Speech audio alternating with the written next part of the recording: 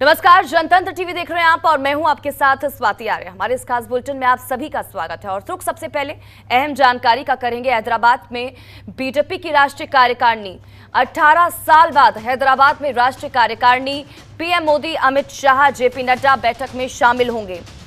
JP Nadda के भाषण के साथ बैठक शुरू होगी।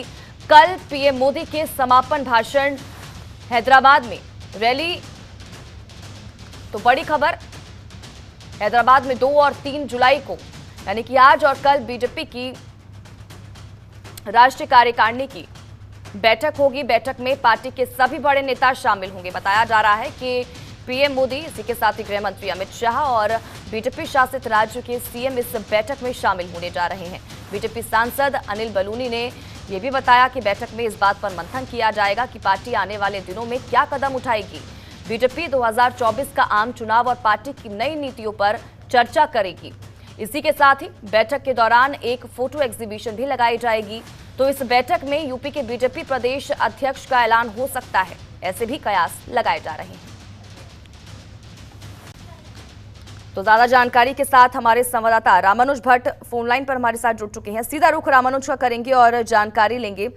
रामानुज, सबसे पहले तो जानकारी, क्योंकि देखिए 18 साल बाद आज ये बैठक होने जा रही है, कार्यकारिणी की बैठक, और कितनी अहम इसको माना जा रहा है, क्या एजेंडा रहने वाला है, जानकारी।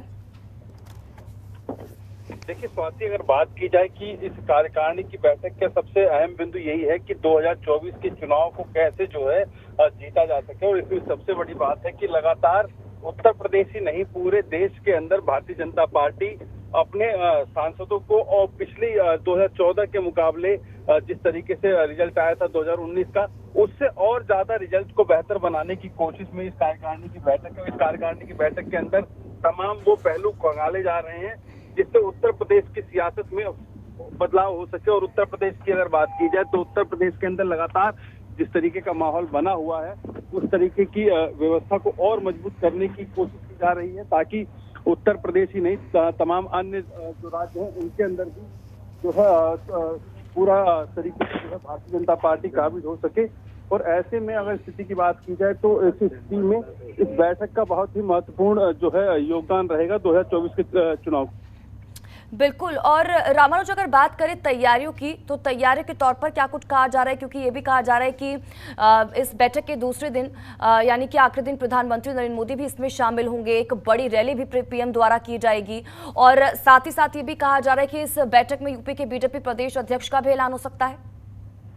देखिए स्वाति, अगर बात की जाए कि 2024 का जो चुनाव है उससे पहले सबसे बड़ी जो है भारतीय जनता पार्टी के प्रदेश अध्यक्ष की कमान की बात है, क्योंकि उत्तर प्रदेश के अंदर जो ये पद है वो अभी खाली चल रहा है। और ऐसे में तो इस स्थिति के अंदर जो है लगातार जो है कोशिश है भारतीय जनता पार्टी की 2024 के इस चुनाव के अंदर उससे पहले जो प्रदेश अध्यक्ष को लाया जाए। और ऐसा प्रदेश अध्यक्ष को लाने की कोशिश चल रही है भाजपा की कि 2024 के चुनाव में एक चेहरा जो है उत्तर प्रदेश का वो भी बनकर निखरे। जिस तरीके से स्वतंत्र देव की अगर बात की जाए, जिस तरीके से केशव प्रसाद मौर्य की बात की जाए, और ऐसे तमाम जो चेहरे हैं उनकी जो है उसी तरीके से उत्तर प्रदेश के अंदर जो है इस चेहरे के ऊपर चर्चा हो सकती है। ऐसे कई चेहरे हैं।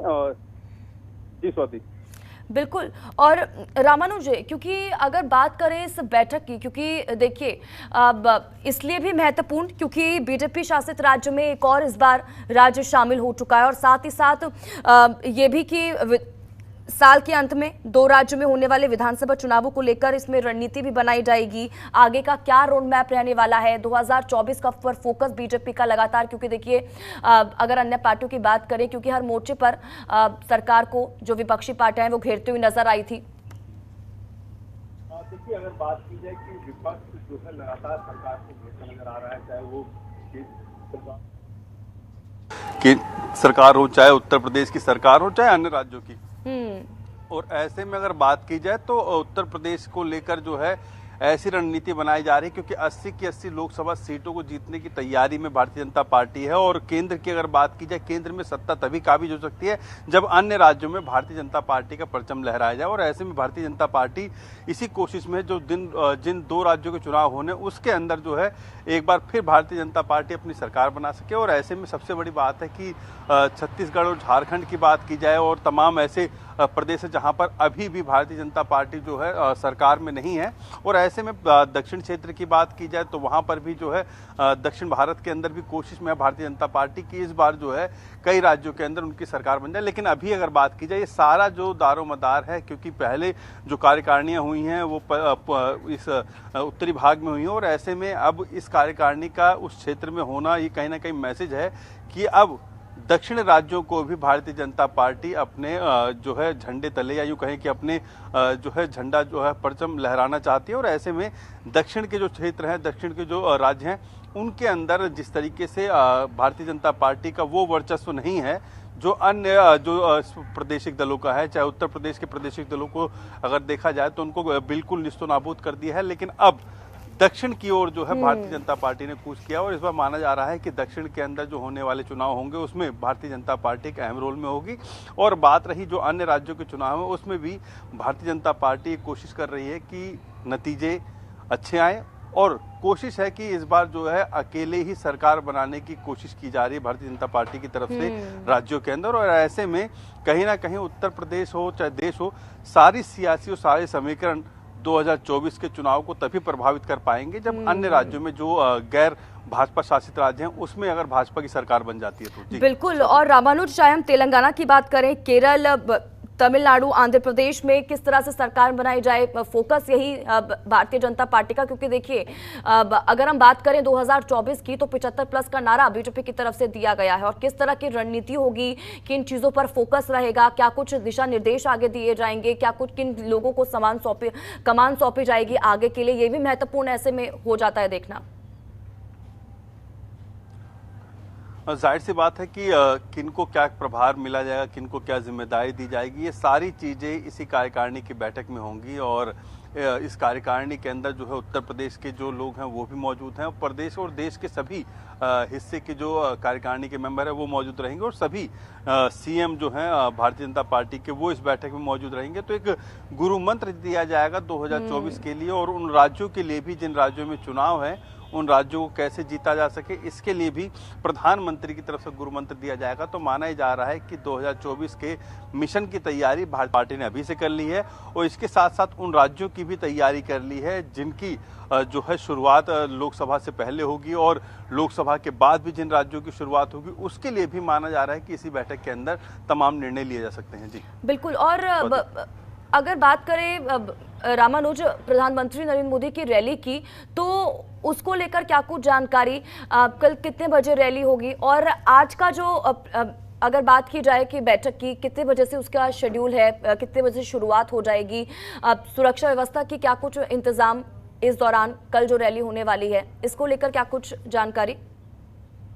देखिए स्वाति, अगर सुरक्षा व्यवस्था की बात की जाए तो सुरक्षा व्यवस्था जो है चाक चौबंद है और लगातार जो है भारतीय जनता पार्टी या यूँ कहें कि आज की जो बैठक है उसके अंदर जो है बैठक की शुरुआत से ही लगातार ये कोशिश की जा रही है कि सारे बिंदुओं को उसमें समाहित किया जाए। और ऐसे में जो है लगातार ये कोशिश है कि 2024 के चुनाव से पहले प्रधानमंत्री की जो ये रैली होगी जो आज कल की, उस रैली के अंदर ये बताया गया और 2 बजे की जो ये बैठक शुरू होनी है, 2 बजे से हो रही है। राष्ट्रीय कार्यकारिणी की बैठक जो है नोवेटल कन्वेंशन सेंटर की है हैदराबाद के भाग्यनगर में और ऐसे में इस 2 बजे की जो बैठक में तमाम वो निर्णय लिए जाने हैं। इस निर्णय के साथ साथ जो कल की रैली होगी, कल की रैली माना जा रहा है कि 11 बजे से शुरू होगी और ऐसे में सुरक्षा व्यवस्था की जो इंतज़ाम की बात की जाए तो हर इंतज़ाम पुख्ता कर लिए गए हैं।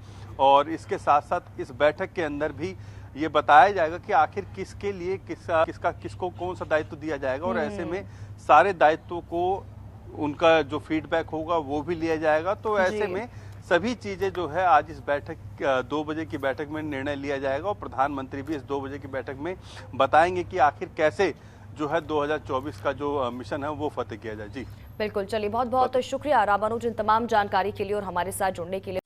खबरों के निष्पक्ष विश्लेषण के लिए सब्सक्राइब करें Jantantra TV and press the bell icon. Never miss any update.